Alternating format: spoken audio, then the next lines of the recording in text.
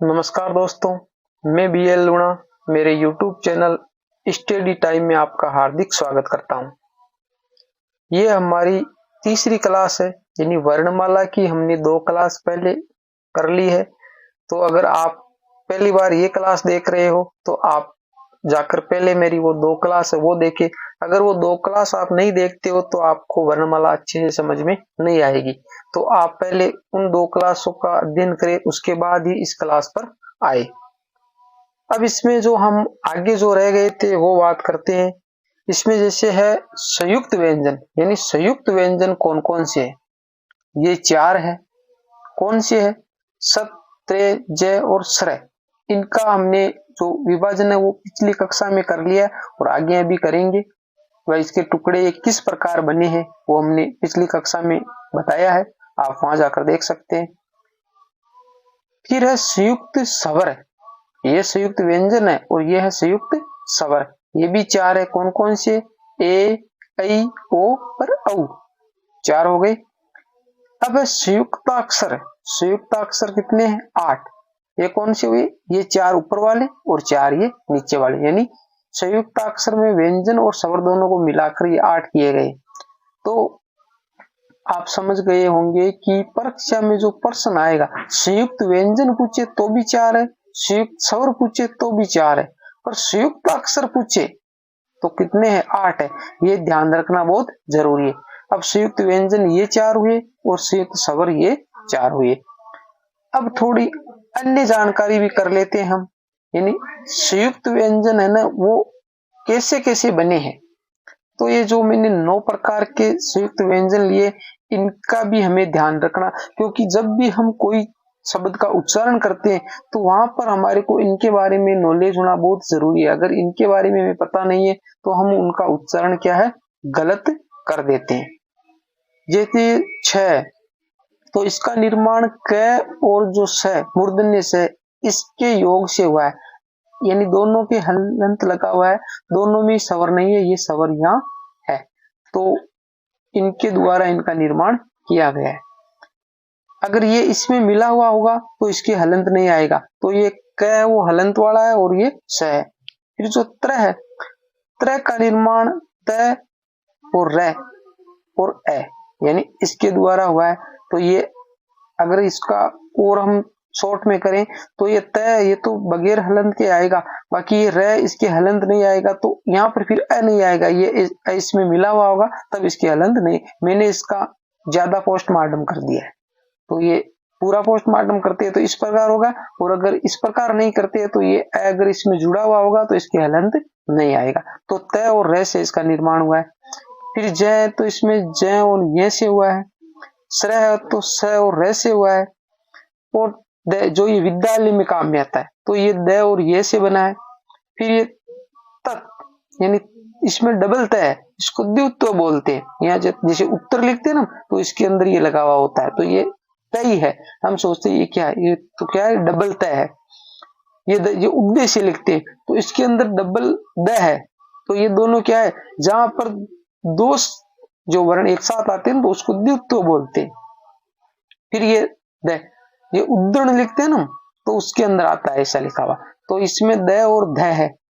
और ये जो व्यक्ति लिखते हैं उसके अंदर है, तो इसके अंदर है ना जो त और क दोनों है, ये जो क है, क और त दोनों है, तो इनका भी आपको नॉर्मल दिमाग में रखना बहुत जरूरी है। मैंने आपको बेसिक जानकारी के लिए इसमें बता दिया है। अब हम बात करते हैं र के रूप, यानी र के 3 रूप है। र के कितने रूप है? 3 रूप है। अब यहाँ पर मैंने 4 लिखे, पर वो समझाने के लिए, र के रूप कितने? 3 ही है, सिर्फ समझाने के लिए मैंने 4 लिखे। जैसे एक तो लिखा हुआ प्रकार, तो ये जो र है ना वो ऐसे करके ऐसे नीचे आता है। एक जैसे कर्म है, इसके वो जो ऊपर रेफ की तरह ये लगा हुआ है। एक जैसे ट्रक है, इसमें जैसे ये इस प्रकार का रे लगा हुआ है, और एक है ये रमेश। ठीक है, अब आपको ये 4 लिखे। अब देखो इसके अंदर ये र है वो नीचे लगा हुआ है, इसमें ऊपर लगा हुआ है, और इसमें ये पूरा र है, अब इसमें भी नीचे लगा है। तो ये जो र है ना वो यही र है, प्रकार में लगा हुआ है, ये जो र इधर वाला है, और ये जो है ना वो इसके हलंत लगा हुआ है, ये अलग नहीं है। इसलिए मैंने समझाने के लिए यहाँ पर 4 लिखे शब्द। ये दोनों अलग अलग है, ये जो अलग अलग है ये यहाँ से अलग है और यहाँ से अलग है। ये तो कंप्यूटर में डिजाइन बनाने के लिए इसको बना दिया गया, बाकी ये जो अलग है और ये अलग है, दोनों यहाँ से कटे हुए है, अलग अलग है। हमारे को जब किताब में कहीं भी छपे हुए तो वो इस प्रकार का दिखता है, इसलिए मैंने भी ऐसा ही लिखा है। बाकी ये जो अलग है और ये अलग है, दोनों, ये हलंत है और ये र है। अब इनको जैसे टुकड़े करते हैं, इसका जो पोस्टमार्टम ऊपर किया उसी प्रकार का अगर करते हैं तो किस प्रकार का होगा, यानी जब भी जिसके नीचे लगा हुआ होता है तो ये जो प है ना, ये क्या है, आधा है। ये प दिखने में पूरा दिख रहा है पर प क्या है, आधा है। फिर र है, र में से ए निकला है। र क्या है, जो नीचे लगा हुआ, ये नीचे लगा हुआ ये पूरा होता है और जो ऊपर है वो क्या होता है, आधा होता है। जब भी ऐसा कोई आपको शब्द दिखाई दे तो इसमें ध्यान रखना है। आगे जो शब्दकोश पढ़ेंगे ना, वहां पर हम इसके टुकड़े करेंगे तब पता चलेगा आपको ये किस प्रकार होते हैं। तो ये जो प है वो क्या है, आधा है। र है वो क्या है, इसमें से ए निकल गया। फिर क है, क में से आ निकल गया, आ की मात्रा है इसमें, और र में से ए निकल गया। इस प्रकार इसके टुकड़े होंगे। फिर कर्म क्या करेंगे, तो क है, क में से ए निकल गया। फिर र, ये रे ऊपर लगा, ये आधा ही है, इसमें ए नहीं है। फिर ये मैं में से ए निकल गया। फिर जो टरक है, तो ट है, ट तो आधा है क्योंकि इसके हलंत लगा हुआ है, ये इसी प्रकार का है। फिर र में से ए हो गया। फिर क में से ए निकल गया। फिर जैसे रमेश है तो र में से ए निकल गया। फिर मैं है, मैं में से ए की मात्रा है तो ए निकल गया, और स में से ए निकल गया। इस प्रकार इसके टुकड़े होते। तो अब आपको समझ में आ गया होगा कि र के 3 ही रूप होते और 3 कौन कौन से, वो मैंने आपको बता दिया। ये जो चौथा प्रकार था वो यही है जो इसके अंदर कंफ्यूज कर रहा था हमें। तो अब आपको ये समझ में आ गया। आगे जो है अनुनासिक चिन्ह और अनुस्वार, यानी अनुनासिक चिन्ह कौन सा है और अनुस्वार कौन सा है। ये जो चंद्र बिंदु है ना, ये चंद्र बिंदु ही क्या है, अनुनासिक चिन्ह है। और अनुस्वार है वो तो हम अनुस्वार ही बोलते हैं, यानी इसको हम अनुनासिक चिन्ह बोलकर इसको हम चंद्र बिंदु बोलते हैं। तो ये चंद्र बिंदु ही अनुनासिक चिन्ह है और ये अनुस्वार है। अब इनका उच्चारण कहाँ कहाँ करते हैं, जैसे ये हमारे सामने 2 शब्द दे रखे, एक तो है हंस और एक है हस। ये हो गया हस और ये हो गया हंस। अब इनका उच्चारण कैसे करें, कहां पर हम अनुनासिक चिन्ह लगाए और कहां पर हम अनुस्वार लगाए, ये दिमाग में रहना जरूरी है। तो इसमें जो 75-25 का अनुपात होता है, 75-25 का अनुपात कैसे, दोनों में ही होता है, यानी मुख नाक और मुख। कहने का मतलब है 75% हवा अगर मुख से निकल रही है और 25% हवा अगर नाक से निकल रही है, वहां तो हमें अनुनासिक चिन्ह लगाना है। और 75% हवा नाक से निकल रही है और 25% हवा मुख से निकल रही है, तब हमारे को अनुस्वार लगाना है। अब ये हम कैसे निर्धारित करेंगे कि 25% मुंह से निकली है और 75% है वो नाक से निकली, तो इसको हम आपको बताते हैं कि आपको किस प्रकार निर्धारित करना है। इसको निर्धारित करने से हमारे सामने ये आ गया भाई, जैसे हंस और हस। अब हम कंफ्यूज होते हैं कि कहां पर क्या लगाएं भाई, जैसे कहां पर अनुस्वार लगाना है और कहां पर हमें अनुनासिक चिन्ह लगाना है। तो इसको हम एक प्रैक्टिकल करते हैं कि आप नाक है ना आपका, उस नाक को बंद करके शब्द बोलिए। जैसे नाक को बंद करके मैं बोल रहा हूं आपको, जैसे मैं पेन कॉपी पे पढ़ा रहा हूं तो फेस मेरा दिखाई नहीं दे रहा है, बाकी जैसे आप खुद प्रैक्टिस कर सकते हो। जैसे मैं नाक को बंद कर रहा हूं, मैं नाक को बंद करके बोल रहा हूं हंस, और एक बोला हंस। तो अब हंस बोल रहा हूं तो पूरी हवा मुंह से आई है, और हंस बोल रहा हूं जैसे हंस, तो आपका नाक है ना वो फूल जाता है, यानी हवा उधर से आ रही है। तो इसका मतलब आप समझ गए कि हवा नाक से आ रही है ना, कहने का मतलब है 75% हवा उधर से आ रही है। क्योंकि अगर 75% हवा मुंह से आ रही है तो 25% हवा की जरूरत नहीं पड़ती है, वो शब्द हम आराम से बोल सकते हैं। तो हंस शब्द है वो आप नाक बंद करके बोल सकते हैं, पर हंस शब्द बोलने के लिए आपको बहुत दिक्कत आती है, वो शब्द आप सही से नहीं बोल पाते हो। तो जो नहीं बोल पाते हो इसका मतलब है हवा नाक से निकल रही है, तो वहां आपको अनुस्वार लगाना है, और जो शब्द बोल पाते हैं वहां पर आपको अनुनासिक चिन्ह लगाना है। तो अब आपने डिसाइड कर लिया है कि कहाँ अनुस्वार लगेगा और कहाँ अनुनासिक चिन्ह लगेगा। अब ये थोड़े इनके नेम दे रखे कि तद्भव शब्दों के साथ अनुनासिक चिन्ह। तद्भव शब्द जो हम तत्सम तद्भव पढ़ेंगे वहां देखेंगे, वहां जो तद्भव शब्द होंगे ना, यानी जहां पर भी ये चंद्र बिंदु लगा हुआ होगा वो पूरे शब्द क्या होंगे, तद्भव। चंद्र बिंदु लगते ही उस पूरे शब्द क्या होगी, तो इसको रटने की जरूरत नहीं है। बहुवचन शब्दों के साथ, यानी ये जैसे लड़कियां, एक जब चंद्र बिंदु नहीं लगा होगा तब लड़कियां है, और एक जैसे लड़कियां ये लगा, तो ये क्या हो गया, बहुवचन हो गया, बहुवचन हो गया। इसके हमारे को लगाना ही है। तो लड़कियां हम ऐसे ही लिख देते हैं ना, तो बहुवचन नहीं हुआ, इसके हमें चंद्र बिंदु लगाना ही पड़ेगा, तभी ही ये बहुवचन होगा। तो बहुवचन शब्दों के साथ में चंद्र बिंदु आता है, वहां पर हमें ये अनुस्वार नहीं लगा सकते, जैसे हमने यहाँ टिमकी लगा दी, यानी जो अनुस्वार है वो तो गलत है। ये यहाँ पर जैसे आंख के हमने लगा दी तो ये भी गलत है। बहुवचन संबोधन के रूप में हो तो अनुनासिक चिन्ह नहीं लगाना है, जैसे अध्यापिका ने बच्चों से कहा, यानी अध्यापिका ने बच्चों से कहा, ये बच्चों, ये बहुवचन है, ये बहुवचन है। अब यहाँ पर जैसे टिमकी लगी हुई है तो ये अनुस्वार नहीं है, यानी जहां ऊपर ऐसी कोई मात्रा होती है ना, वहां सिर्फ हमें ये टिमकी लगानी है अनुस्वार वाली, क्योंकि वहां चंद्र बिंदु नहीं लगानी है। चांद का काम ये मात्रा करेगी, चांद का काम कौन करेगी, ये मात्रा करेगी। और ये टिमकी तो ये क्या है, ये चंद्र बिंदु है, ना कि अनुस्वार। ये अनुनासिक चिन्ह है, अनुस्वार नहीं है, ये भी आपको ध्यान रखना। तो ये बहुवचन हो गया। अब जो संबोधन, यानी अध्यापिका ने बच्चों से कहा, यहाँ तक तो ये बहुवचन है।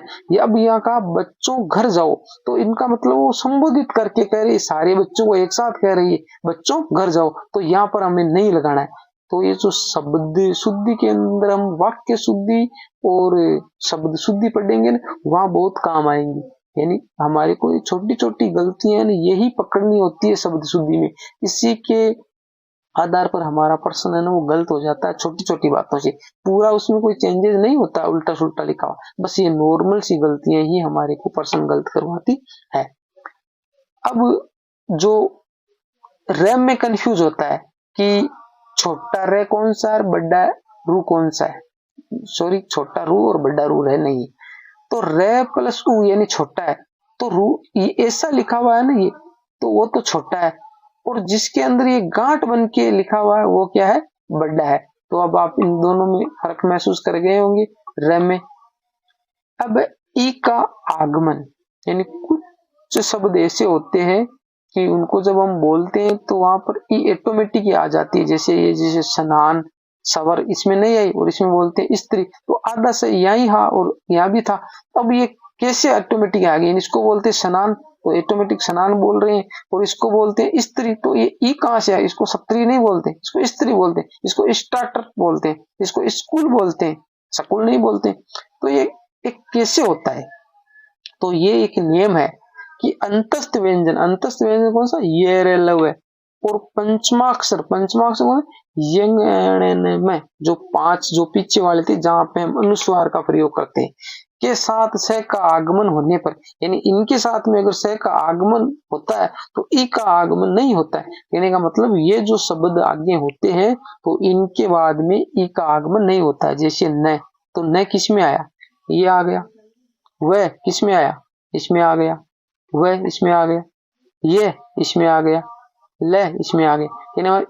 इसमें ये याद रखना है कौन कौन से, पांच तो ये और चार ये, अगर ये आएंगे तो वहां पर ई का आगमन नहीं होगा। और इसके अलावा जो भी जितने भी है उसमें ई का आगमन होगा, जैसे स्त्री, स्टार्टर, स्कूल, स्थिति। तो ये नेम आपको अच्छे से समझ में आ गया होगा। अब जो कखरा है, तो कखरा मैंने आपको पिछली कक्षा में बता दिया 33 वर्ण होते हैं कखरा में। 33 वर्ण कौन कौन से, जो व्यंजन है हमारे क से है तक, कखरा का मतलब क और है, कैसे है तक में जो है वो ही काउंट होंगे इसमें। तो 33 वर्ण होते। फिर एलिजिव वर्ण, एलिजिव वर्ण कौन कौन से, क, ख, ग, ज और फ, क, ख, ग, ज और फ, ये पांच ही एलिजिव वर्ण है जिनके ये जो लगा हुआ इनको नुक्ता बोलते हैं, और ये फारसी भाषा के शब्द है। यानी जिन शब्दों में इनका प्रयोग होता है वो अपने आप में फारसी शब्द हो जाते हैं। ये जो है ये नुक्ता कहलाता है, जो एक नीचे लगा हुआ है। तो ये आज हमारी व्याकरण की लास्ट क्लास थी, व्याकरण सॉरी ये वर्णमाला की लास्ट क्लास थी, और इसके अंदर हमने 3 क्लास लिए और 3 क्लास में अच्छे से कवर किया है कि व्याकरण में जो वर्णमाला है उस वर्णमाला का आपके प्रश्न गलत नहीं होगा।